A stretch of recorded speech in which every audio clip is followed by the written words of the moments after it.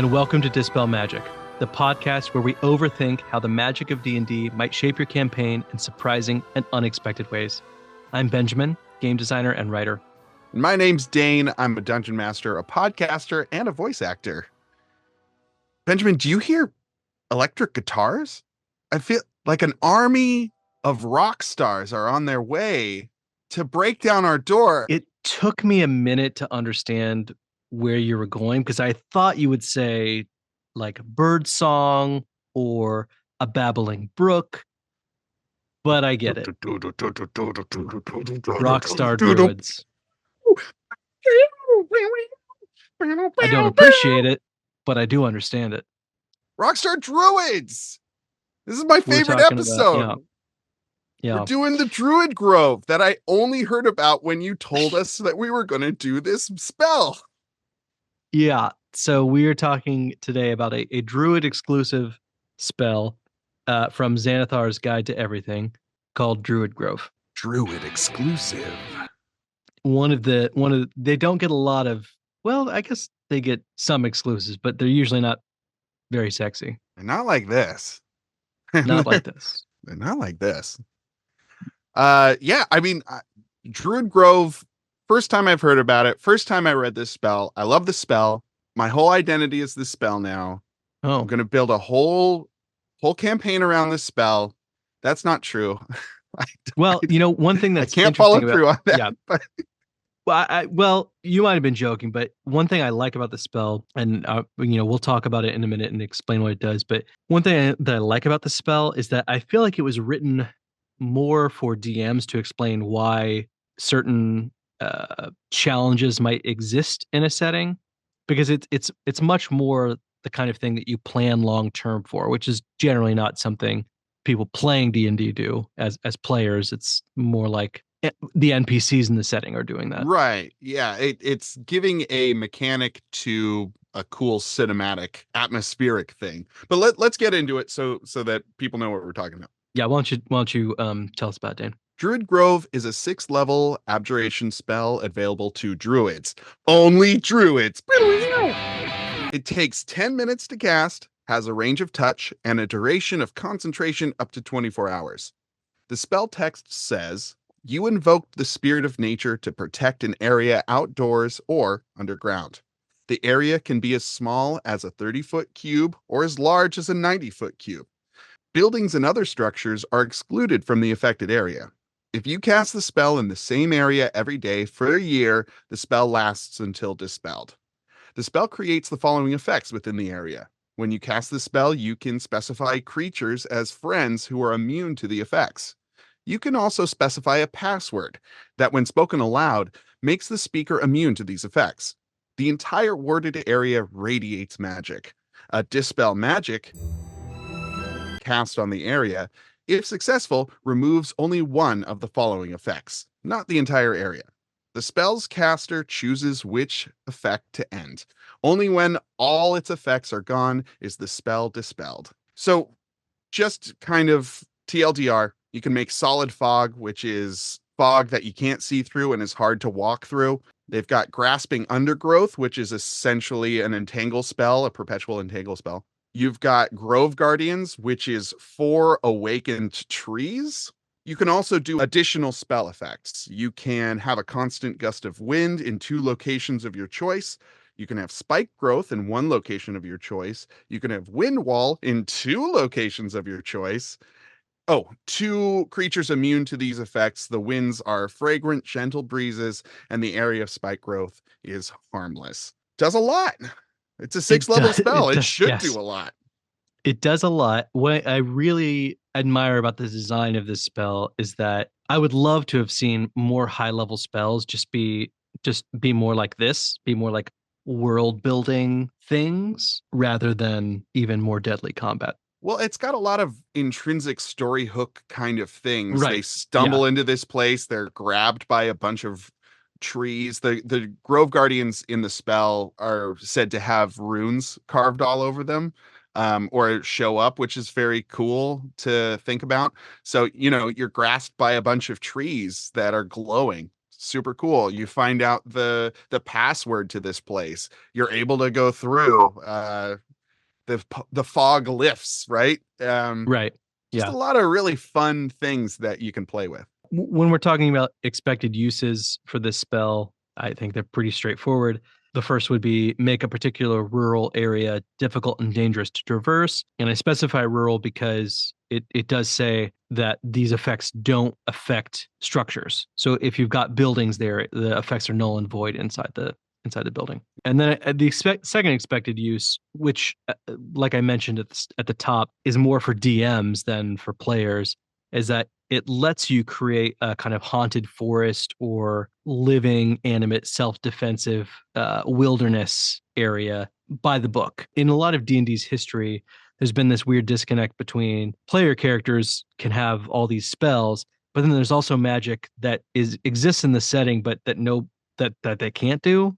Yeah, just the BBEG can just Yeah, do a right, exactly. thing because Right, it's cool to yes. do, but the players aren't able to do it themselves because there's no mechanics behind it. It's just flavor. Exactly. So this feels like one of those spells that was written, for either long-term campaigns where players are playing over the course, where actions taking place over the course of years instead of weeks or months. But then also as a way for DMs to point to something in the book and say, "Oh, well, this is how that NPC's fortress is going to function." I can imagine this being cast on an area in a castle that has just like bare ground or like underneath, like as a safe house Yeah. almost. You have a cavern under your castle that you can retreat to, that you've had this druid cast. You've got 4 cool mushroom trees down there that can just bust people up when they come in.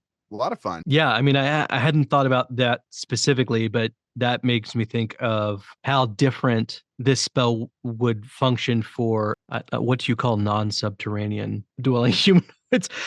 People who, Terranean yeah. dwelling, So yeah, right. So yeah, I guess that's right. super So terranean yeah. dwelling So humanoids. how different this spell works when you dwell on the surface versus subterranean. Like most of this episode will be talking about assuming that you live on the surface, but if you're a dwarf druid who knows the spell, it would make sense for there to be like your underground city, and then in the tunnels leading out, you kind of pepper this spell around so that if your city's ever invaded, you've got plenty of like escape routes where there's a lot of kind of points of resistance for enemies that might be pursuing you. They're like gate zones. Yeah, gate zones. Anyway, dwarf considerations aside, let's get into Dwarf fortresses. dwarf fortresses aside. Let's get into unexpected outcomes. So, similar to a number of other spells that we like on this show, this one's duration changes to until dispelled if you cast it every day for a year. Most of the opportunities that we're going to be talking about in this episode are opened up by that kind of stipulation around it transitioning to until dispelled. It's kind of hard for me to think about. There's so many other ways to secure yourself for 24 hours in Dungeons and Dragons using various other spells. This feels very specific. If you just want a grove for 24 hours, I guess, but maybe if you need the guardians to do something for 24 hours, that's True. Yeah. physical, but it's helpful for me to conceptualize things in real life because what is 90 feet, right? Like that's hard to kind of think about, at least for me. So I looked up what 90 feet could be, and turns out a baseball diamond is 90 feet by 90 feet. So if you think about this in terms of a series of baseball diamonds, that might kind of help you wrap your head around what we're actually talking about. And that's crazy because I would have guessed something more like 30 feet to like each base, but maybe I'm also thinking about like kids baseball versus Yeah, professional baseball. to be clear, professional baseball, the distance between first base and second base is 90 feet. It's a lot of feet. It's so many feet. I understand now why they steal bases. I don't watch sports, guys. We don't watch So sport. We're yeah, not we don't watch sports. sports. We read the Dungeon Master's Guide. I haven't even played Blood Bowl. Oh God. Um, so patient druids or druids with druid friends could quite easily create communities surrounded by effects like the effects of the spell to ward off intruders or assailants Or play baseball. or play baseball. Actually, that's even better when you think about the 4 awakened trees that like what role do they play in the baseball game? I guess you've got like the catcher and like a baseman for each. So the everybody else is playing outfield and Huh. or you do a second one for the outfield and then like nobody ever has to do anything except bat. The fun part. Yeah, the fun part. Exactly. Yeah, like you don't have to do any of the parts that like you groaned about doing when you were in elementary school and people made you play baseball. I bet a tree would be a really good pitcher too, because the tension of the spring of the limb, right? Like Well, rookie of the maybe year. I it's funny that you say that because I don't know why, but I was thinking about Rookie of the Year recently. There's probably like a sliver of the audience that's like of the age where they would understand what Rookie of the Year was and also are into D&D but still know what Rookie of the Year is. God, Everyone, that's fun. everyone knows what rookie of the year is. Okay, everyone knows that sound when Definitely he stretches his arm back, and it's like nobody under 30 knows what Rookie of the Year is for sure. Anyway, um, so speaking of people who are over 30 and thus ancient, Dane, why don't you tell us a little bit more about what features the druid class has that makes it even more likely that they have the time to be casting this spell a lot. we all know that druids at high levels only age 1 year for 10 years. Everybody knows that. It's almost like we don't have to say it. I'm going to say it out loud so that we're all on the same page about it. Everybody's seen Rookie of the Year. Everybody knows that 10 years equals 1 year for a high level druid, right? Okay. Right, right. Which is So it necessary if you're going to be stitching together a bunch of baseball diamond right. sized plots of land. So I didn't do the math ahead of time. I should have. But let me think You should quickly never here. have to do math, Benjamin, Well, especially I you. for this episode, I or for this show, I should definitely do math. But if we're thinking that a druid, let's say arbitrarily, is 40 by the time they unlock that feature that lets them age only 1 year for every 10 years that pass. That means as a human, assuming what do you think is a safe lifespan assumption in D&D, Dane? Well, for druids, probably a lot longer with the healing magic Well, connection to I nature. let's ignore that. I mean, kind of 75. ignore that part. 75. 75. Okay. Okay. So 75 is how old humans live. So that's 35 years where they're aging half as fast. So that means that a like at the end of their life, a druid is going to be almost 400 years old. A human druid will be Right. almost 400 years old. That's a lot of years to lay down um interlocking or connected by edge sections of this spell. Just doing some quick math here. Okay. I promise you, listeners, that just as I did to figure out the equation of 35 times 10, Dane is for sure using a calculator app on his laptop right now. Okay. So within the 24-hour period that Druid Grove is effective, you could watch Rookie of the Year 13.8 times. Not the reason I thought he was accessing his calculator app, but okay. Now, we like to talk about how different spells interact with the spell we're talking about here. We've talked about water breathing, right? Yeah. So when we talked about water breathing, the thing I really honed in on, perhaps because of my own personal inclinations, is that this really sets druids up to be kind of community or cult leaders. Did you just admit that you're a fascist? Is that what you just did? I didn't say I was a fascist. I said that I think in a different life I could have been a cult leader. I think is the admission that I'm willing to make. Okay. And I don't know that that's terribly surprising to you, to the listeners it might be, but I At this think you point, probably not to the listeners either, well, Benjamin. probably not to the Hashtag listeners then. spoilers. Yeah, well, point is that lifespan of like a human like being close to 400, it becomes easier to imagine that they've got plenty of time to carve out like a few decades to just wring whatever like lovely natural habitat they found in Druid Groves. A mountain, a lake. A valley, probably more likely Oh than a yeah, mountain. valley would I be don't know good. why they'd want to seal off a mountain, but a valley seems like the kind of thing that they would want to protect. This is our mountain. There are many like it, but this one is ours. Right.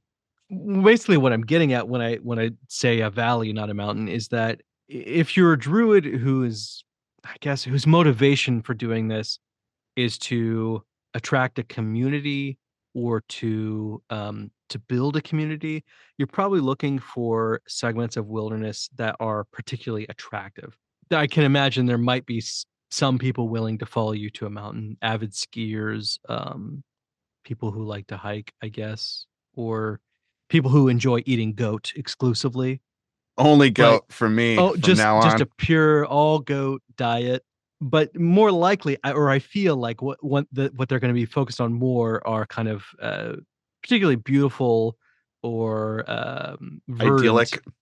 Yeah. idyllic tracts of land. And in addition to being able to, so the kind of like interaction point between Druids Grove and other spells is that Druids Grove forms a really good ring of protection around these areas.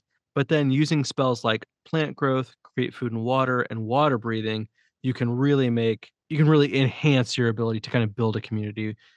Plant growth uh makes it so that you for sure will be able to grow a lot of food and quickly. Create food and water means that even if you're in a place that's inhospitable to growing food, you've still got food and water. And water breathing means that if this is a like you're traveling to an island or something, that that's easy to do. You don't need to even build boats. You can just be casting water breathing and transporting people kind of through the sea to this whatever archipelago or whatever else you're trying to set up. Break down the barriers between land and water. All is our domain. We're druids. Right.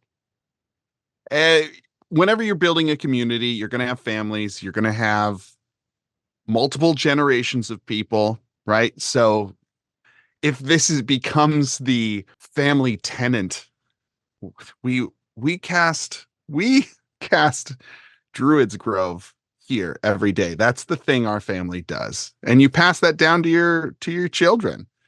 And you can do this for thousands of years and just grow the druid bastion by making this a tradition within a family lineage.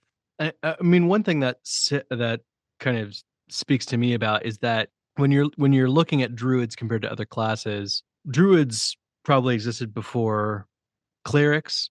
They for sure existed before wizards. So if this is a spell that druids have known the whole time or have known for a long time, likely the world is dotted with more of these than than like any kind of permanent cleric spell or permanent wizard spell. These are things that as nature kind of primal magic, these are the sorts of things or the sort of spell that's likely to be dotted around the world in greater amounts than clerics, perhaps because like the worship of the gods seems like it must follow later than just kind of general nature worship, although I It's a little guess. more formal. Nature magic comes Right. from the Right. land and just being there, right? Yeah. You have to recognize the gods, you have to realize what they want, how to worship them, quote unquote, correctly, the way that gods want to Right. be worshipped. They have to ordain you as a cleric. Once a cleric, always a cleric. Hello, my name is Dane. I think what we're finding out here, Benjamin, is that druids would rule the world. I think Yeah, if no. I if hadn't they're come ancient anywhere. enough, they would Yeah. just always be there. These wouldn't be dotting the land. This would be the land. I hadn't really come anywhere close to that in the notes, but as I'm thinking it through, and especially thinking like, well, for wizards, you need writing, you need libraries, you need like Incense, schools, you need institutions. component pouches. But for druids, there's nothing like that. So like druids kind of in the life cycle of a setting, druids are probably the first full spellcasters to show up. And by hundreds or thousands of years, or maybe tens of thousands of years. The only thing preventing them from taking over the world is probably their wisdom score. they've got the wisdom not to do this, right? They've got the altruistic nature of people connected to nature, to not be complete overlords of the natural world. I don't know. I feel like they have it within their power over thousands of years to just completely dominate the land with this spell. But they can't, not that they can't, that they don't, because they know it's bad. It's evil. It's let nature do nature, right? Yeah. Well, I mean, and the only other explanation I think you could have is one that you brought up, Dane, in previous episodes, which is that when you read the D&D books, you're thinking that these spells exist kind of out of time. That, like, if they exist in the books, then they've always existed since the classes that can cast them existed. So if you don't like this idea or don't want to run with this idea that the world is just dotted with Druids Groves because they were here first and they would do that, then another way you could think of it is that this was a late stage addition to their spell list. A That this is recently not a spell. developed Yeah, tool that the druids have created in response to civilization. They see that, these kingdoms are becoming too warlike, and they're like, right. we got to do something about this. We're going to have 4 permanent trees that just can wreck house for 24 hours. We're going to have this thick ass fog going through, And a tangle, whole lot of wind. whole lot of wind. We're going to have a wind wall. We're going to have gusts of wind. Those are the 2 kinds of wind. There'll be spikes. It's going to be spikes. There's going to be tangles. So to You're me, going to love it. Going back to my inner cult leader. Tap into it, man. Cult of the Benjamin. When I tap into my inner cult leader, I think, of course, everyone sees the spell and they think this is a great way to make a community safe from outsiders. The cult leader in me says it's also a great way to make sure that people in your community cannot leave easily or safely. You Uh, disgust me. well, yeah, I mean, as soon as I said or safely, I was a little disgusted with myself. But That's your saving grace, buddy. You're still human. so yes, the spell, it works really well for keeping people out, but just as well, you can picture a situation in which a druid has made a really idyllic place for people to live, gotten people there, and then surround it in Druids Grove, so it's very difficult to leave. And one interesting element of the spell that's not super clear is that it says that When you cast this spell, you can specify creatures as friends who are immune to the effects. That's vague as hell.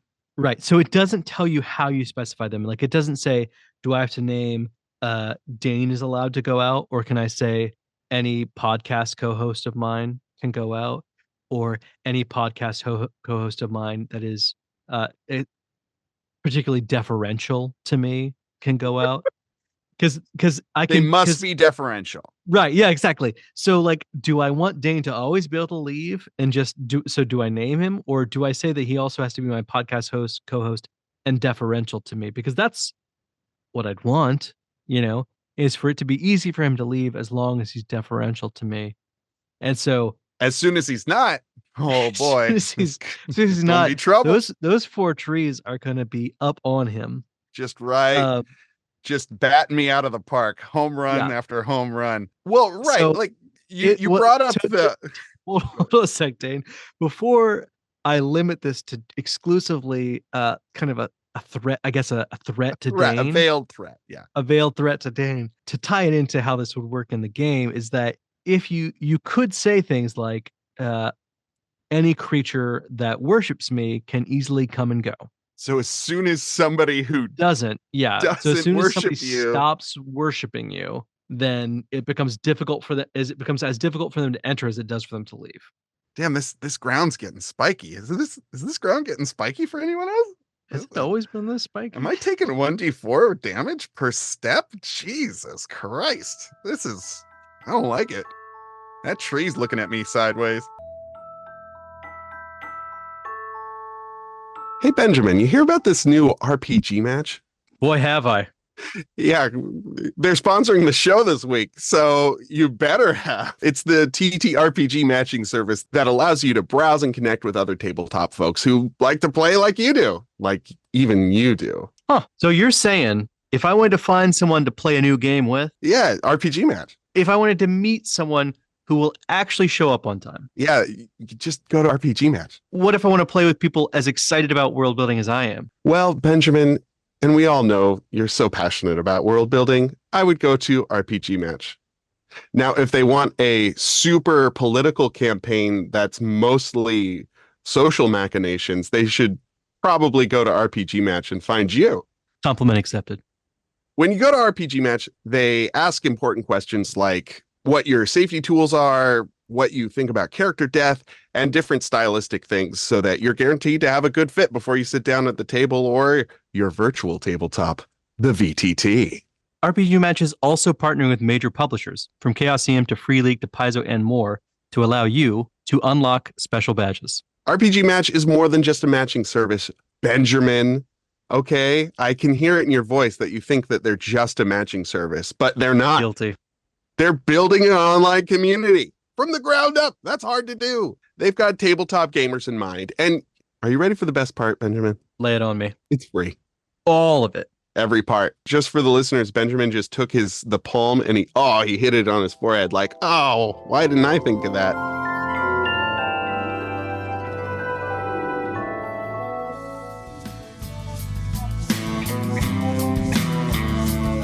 Last season on Druids Grove. After what you did, who knows what will happen? This could be our last chance at happiness. The vines of romance became too tangled. But I thought you said that message was for me. I cast something to the wrong person, okay? And the thorns of love grew too sharp. I can't talk to you like this. It was only one health potion, come on! But this season is going to blow you away. But don't you know I love you? What? Can 4 awakened tree spirits protect a druid's heart? I know we've been together for 200 years, but I'm just not ready to make that kind of commitment. Or will those feelings wither like fruit on the vine? Oh, don't you understand? I can't face him now. I can never go back. It's the season premiere you've been waiting for. Only in the DG.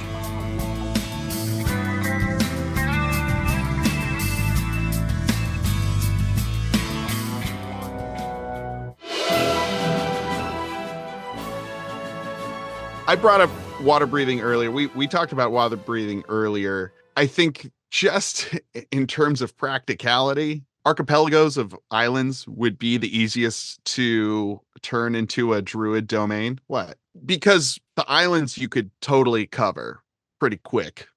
Not a lot of baseball diamonds on those islands, right? And then the perimeter of the island, at least, which is kind of what you need. Yeah, and then with water breathing, you don't even really need to cast it underwater.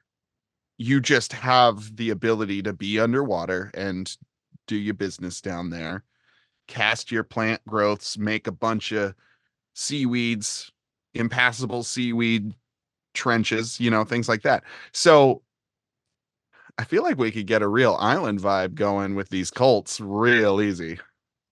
It would be very easy. And the other thing is that, like, and a lot faster. Some of the verbiage around Druid Grove says on land. Oh, interesting. Yeah.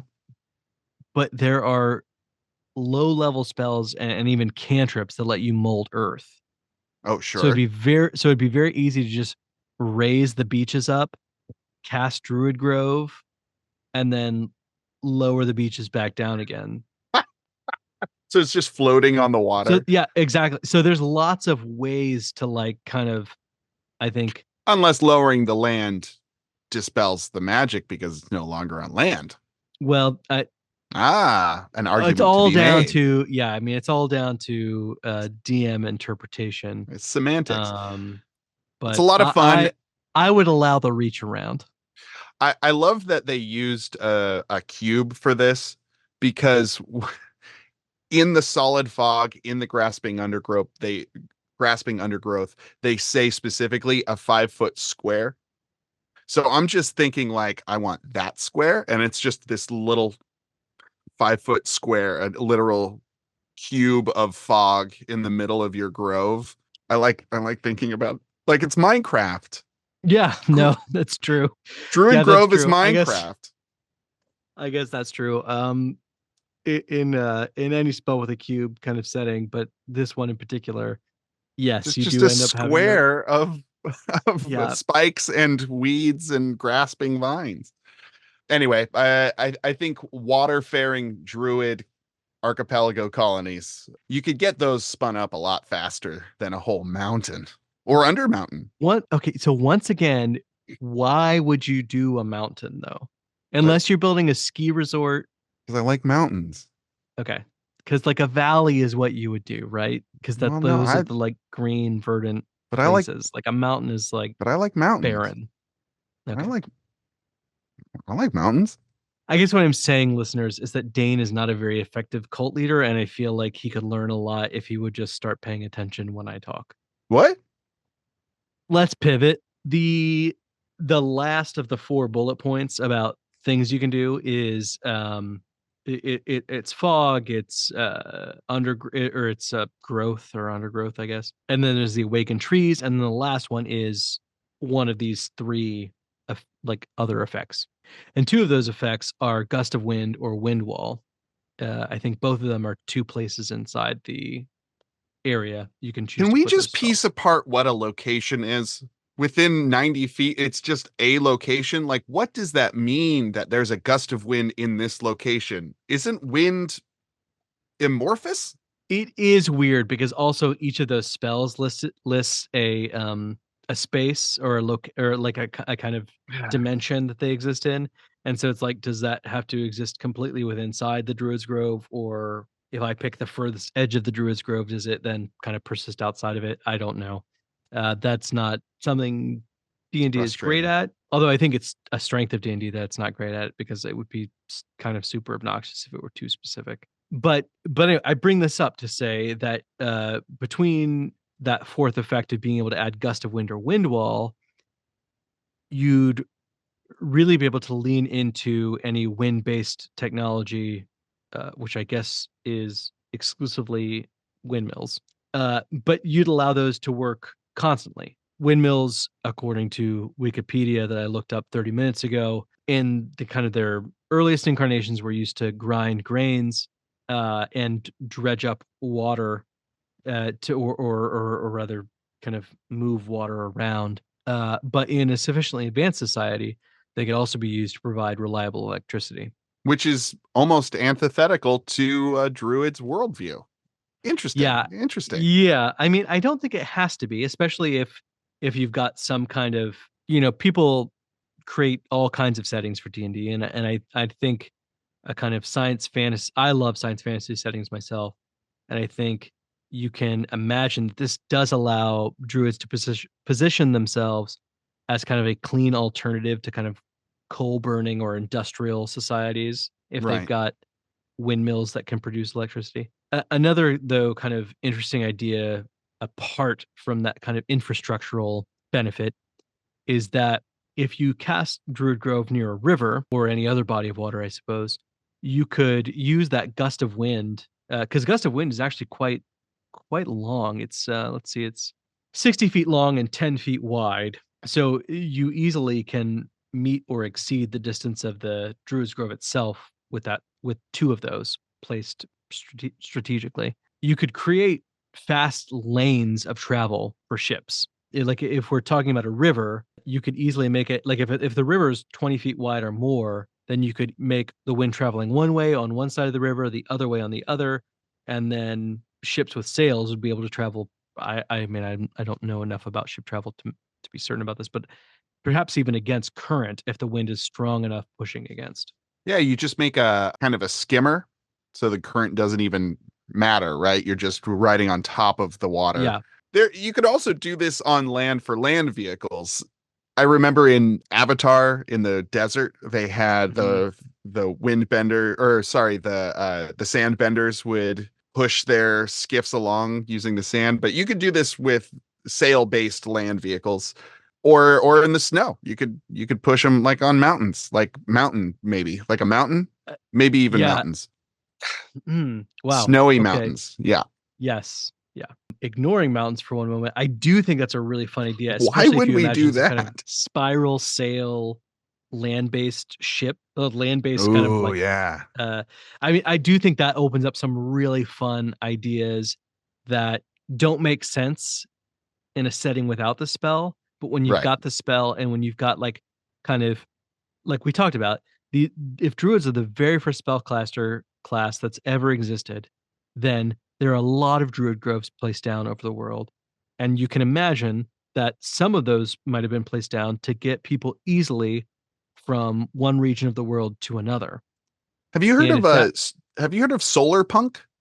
Solar punk as a genre? yeah, exactly. That's kind of what I'm getting at. Like you can imagine that then there are these sort of land-based ships that operate based on like the sails are spinning from the wind and that's making the wheels turn and they're moving quickly. So you can I think it makes sense then that there are these super ancient kind of wind roads that it's not any faster if you're riding a horse and a wagon, but if you're using kind of a wind ship, then you process super fast. So this solar punk ancient civilization of druids with like green technologies that are a lot of wind-based stuff, and like these kind of advanced forms based on druidic ideals. Yeah, I mean, it really I this concept makes me especially like I had not considered before recording this episode that if you're looking at D&D classes from a temporal aspect, druids probably precede a lot of spellcasting classes, but when I now that I'm thinking about that and I'm thinking about how they would how that being true would Hmm. produce some technologies faster than others, such as like a wind-based land ship or something. Well, and then you get if that civilization falls for whatever reason, then if you're post the druidic supremacy, not supremacy, but the druidic age, Yeah. then there are these like slipstreams on land that you have Yes. to navigate. And now they may have used them as roads previously, but now you have a wind river. And you have to figure out how am I going to get past this crazy wind river that's going one way on one side, the Yeah. opposite way on the other side. Yeah. We can't get through this easily. Like we need to go over it somehow. But if we get caught, then we're just slipped away. But I think yes, so that's one thing. And then the other thing is the implication of why would people ever have moved on from the protection of druids to clerics, to wizards, to anyone else? Yeah. And so you can really build a kind of rich history out of druids were able to lend all of these things to emerging societies.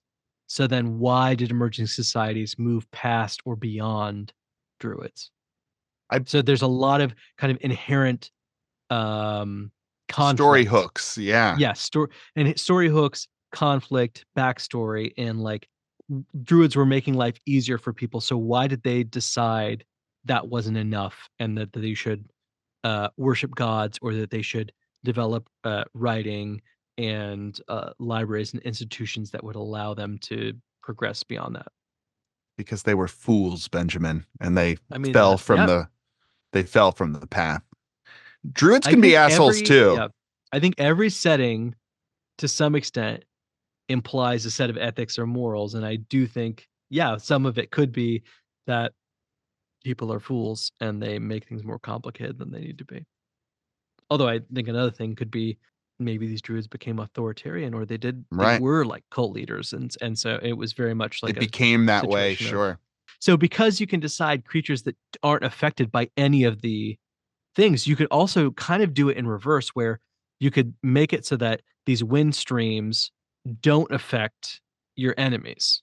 Right. They can't utilize your resources. Yeah. So you could make it so that these wind roads that your wind ships drive on are not available to your enemies. And I had not considered that before, but And they're guarded by 4 giant trees. and they're guarded by 4 giant trees, so that if you even come into the area to like try to use a wind ship, well, your wind ship wouldn't be affected. I don't know. That's a little confusing to think about, but There's a lot going on there. Can we talk about the trees for a minute? Can we talk let's about talk about the trees because Dane outfoxed me, which is funny because his last name is Fox-McGraw. It is very foxy. It's very funny. Is it foxy or is it funny? Not very foxy, but I was outfoxed. It occurs to me that if you've got 4 awakened trees that do your every command, you've got essentially 4 laborers that can work for 24 hours at a time, just as the vanilla spell. Now, if you've got this permanently, then you've got 4 laborers who can work constantly forever. Or the life cycle of a tree, which I think before when we talked about awakening, the spell awakening, we talked about the life cycle of like redwood trees. Right. Hundreds of years, sure. Hundreds of years. And so if you cast the spell for every day for a year, you've got redwood trees that can do whatever you tell them to do for literally hundreds of years. It's not always going to be redwood trees. Redwood trees don't grow everywhere, but yes, and you've got these trees working for you. They're doing the things that you're telling them to do. Something else occurs to me, Benjamin. It says that they are affected by the awakened spell. So they have an intelligence of 10 for 24 hours. You are essentially bringing 4 souls into this world and then snuffing them out. Am I right? Wait, does it say that they were affected by the awakened spell? You animate up to 4 trees in the area, causing them to uproot themselves from the ground. These trees have the same statistics as an awakened tree. Wait, hold on a sec. Oh, an awakened tree, I just looked up the stat block, does have an intelligence of 10. It does, yes. And it knows and apparently can speak one language known by its creator. Yes. So you've created 4 lives that are here for 24 hours and then gone. That's kind of fucked up. It is kind of messed up, but it is interesting, like a kind of interesting philosophical point. It's like, is that okay if by the end of 365 days, you create a kind of permanent They're trapped. Intelligent being? They can't leave this 90-foot space. This sentient, awakened creature is trapped in a baseball diamond to play baseball forever. I guess my counterpoint to that, Dane, is that we are all trapped on planet Earth.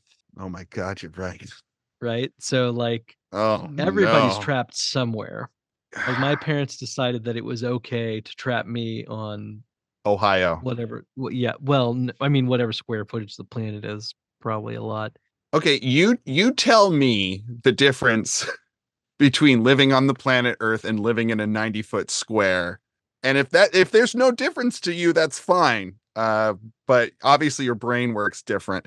Well, I think if the choice is to exist or not to exist, you always choose, I would rather exist in whatever the context of my existence is. What's right? the longest you've spent in an airport? Dane, if I never left my house again, I would be a very happy man. Okay, well, and I promise you that you're a little overwhelmed right now by life. So, I think you're promise you that I live in a house that's smaller than a baseball diamond.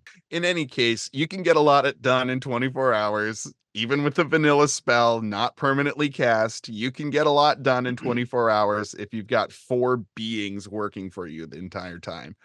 Yeah, I do think that this concept is also where the real meat of how this spell could affect a setting cracks open, because if a druid or singular or druids plural have been collaborating to create a community that's surrounded by Druids Groves, then you've got a ton of creatures there that are kind of essentially golems. They're kind of mindless automatons who will do what you tell them to do.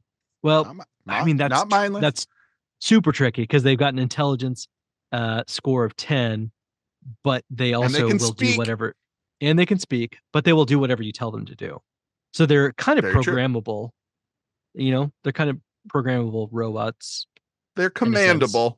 They're commandable. I guess it's more, yes, maybe more like, well, we're getting into kind of a theory of consciousness issue here. Yeah, we are. But Ooh. but the point is, you can command them to do things, and so if you need if you need things like if you have cast plant growth over everything, and you just need farmers, then you could create a kind of maybe a society that needs no labor by just having all of these awakened trees do farming for you, do textiles for you, whatever else, depending on how littered the region is with the spell. It kind of even more goes into that concept of druids as community leaders and cult leaders, because now there's this not huge, but there's a significant labor force that kind of demands nothing. And if you need it to keep going indefinitely, then that's where the family piece comes in, right? Because once you pass away, then this goes away. Who are they answering to once you've died?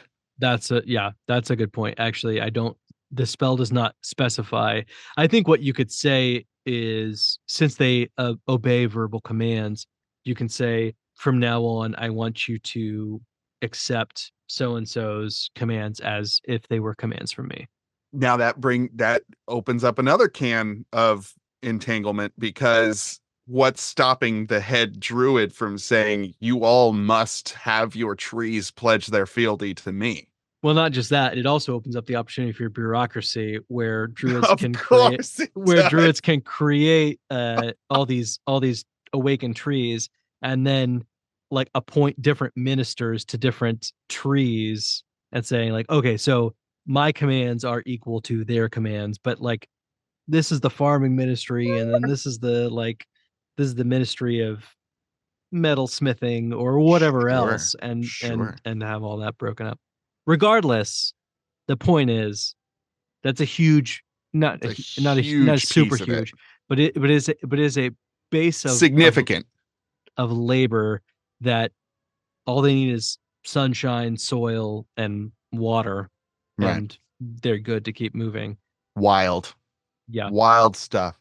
It always sounds like you're doing Dana Carvey doing an old nighttime talk show host when you Johnny say Carson. wild stuff. Johnny Carson. Wild stuff. It is, listeners, it is 10:10 as we record this, and I think, given Dane and I's age, we probably are both quite past our bedtimes at this point. I'm quite past my bedtime. Okay. I'm a sweepy weepy little weeping willow. Thanks so much for listening. We'll see you again after your next long rest.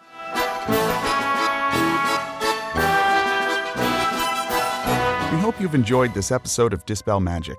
If this has inspired any ideas for your game, or you have another take on today's topic, please let us know on Twitter @DispelMagicPod. You can find Benjamin @SterlingVermin and Dane @DaneInDanger. Thank you to Slim Mittens for our cover art, produced by Benjamin Huffman, produced and edited by Dane Fox-McGraw.